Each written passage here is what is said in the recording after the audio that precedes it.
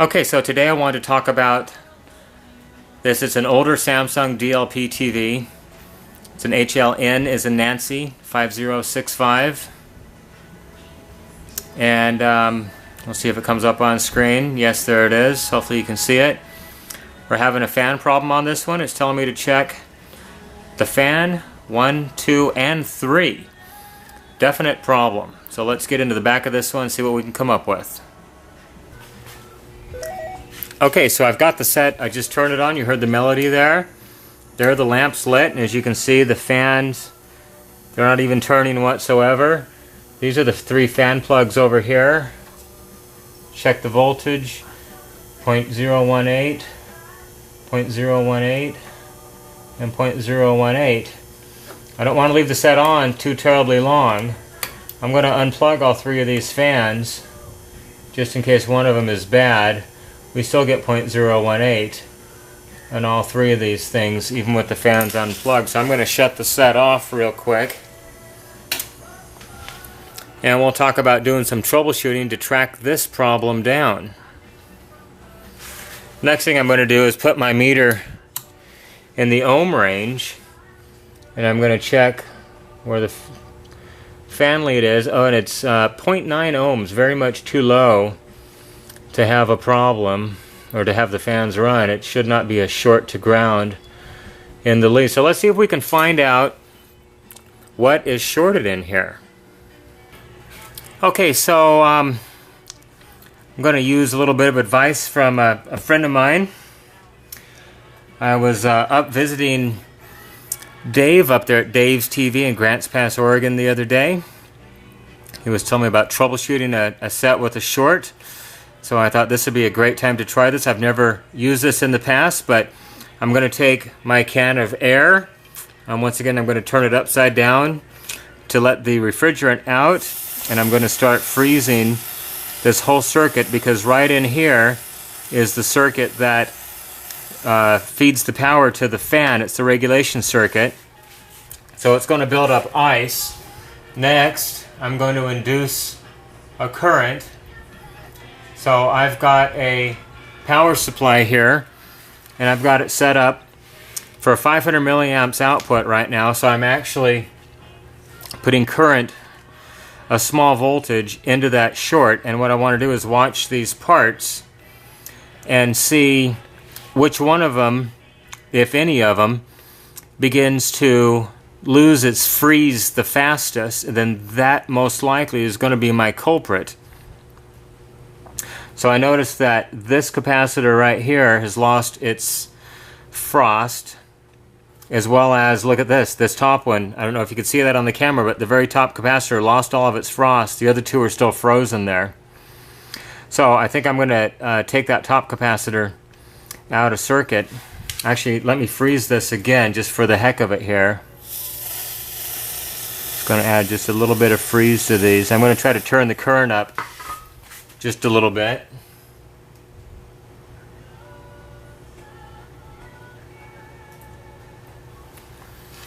Let's take a look and see what happens here.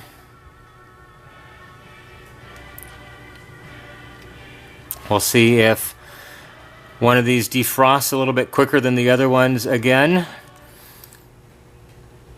I can't quite tell.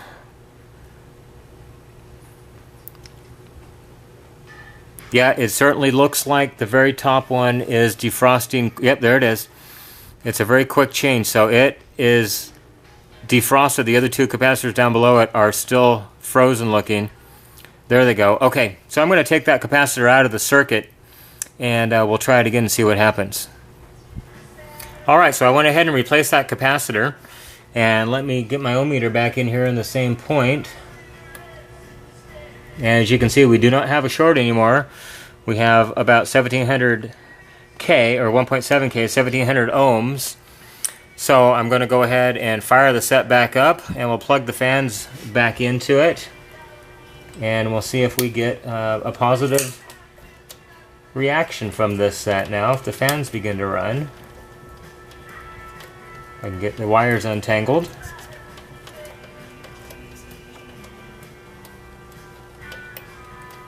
There we go. And hit the power and we'll see what happens.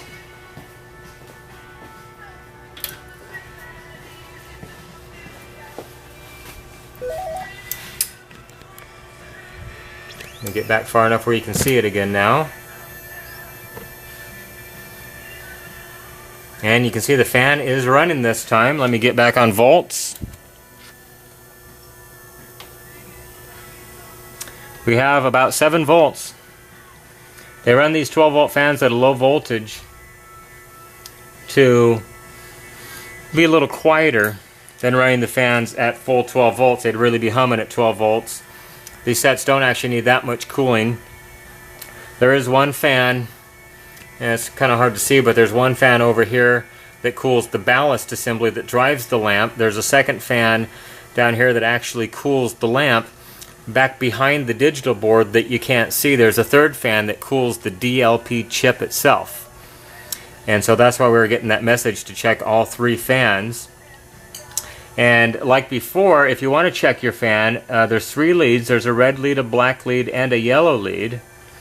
If you put your probe on the yellow lead, let me just, I don't know what fan is what, but if I stall, oh, I got the right one. If I stall that fan, you can see it goes up to 5 volts. Now the sensors on these fans, they're not rotation sensors. They don't send a tachometer pulse back to the microprocessor. They're just simply a stalled or not stalled indicator. So as long as the fan is turning, even if it's not turning at full speed,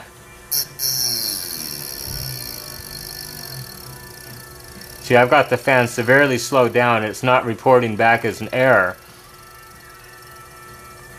until it virtually comes to 100% stop. Does it not report fan locked?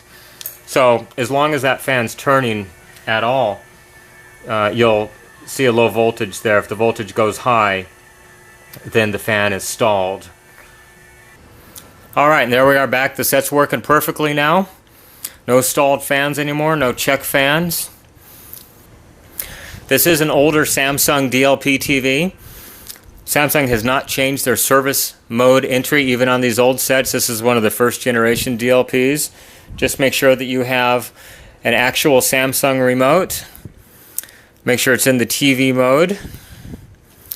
On these sets it's pretty quick. They don't give you much time, but with the set on, you have to turn it off, wait for the melody, and then mute 182 power. If you do it quick enough, the lamp will stay lit and the set will immediately come back on in the service mode. From there you can go in, adjust your vertical and horizontal centering. That's the X and the Y on this one. You can tell it what type of lamp it has based on what type of ballast it has, so don't just change it if you put a different kind of lamp in it. You have to actually change the ballast. The delay right here, 224, is the color wheel index delay. You don't really want to mess with that unless you've changed the color wheel and you notice shadowing or solarization on the dark areas of the picture. You'll want to adjust that. Vertical flip and horizontal flip is just whether it changes the picture right side up or upside down. That's all. And horizontal flip changes it from right to left if you were to flip it. That's all that does. You can go into, let's see, the DNIE lets you adjust the gain, the color balance of the TV if you ever wanted to. There is a test pattern hidden in here, pattern select right here, so you actually can bring up some built-in test patterns if you want to look at some things. There's a color bar nest pattern to see if your colors are good or not. The shadows in this set is because of the high shutter speed I have on my camera. It's not actually a shadow on the set. There, it went away. It's just because I have my set for the high shutter speed. My camera set for the high shutter speed so I can get good low light performance. And let's see what else. In the option, very last one, option number 8, you can look at your lamp hours. The set's got very low hours, but I don't know if anyone's ever reset the lamp time because there is a lamp clear option on this one as well. Lamp clear. It doesn't look like it. It looks like it's got very low hours on it, which may be a reason that capacitor has gone bad. It hadn't been used very much.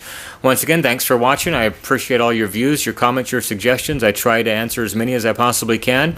Remember, you can follow me on Twitter, NorCal715. With your help, we can keep these things out of the recycle bin and out of the landfill.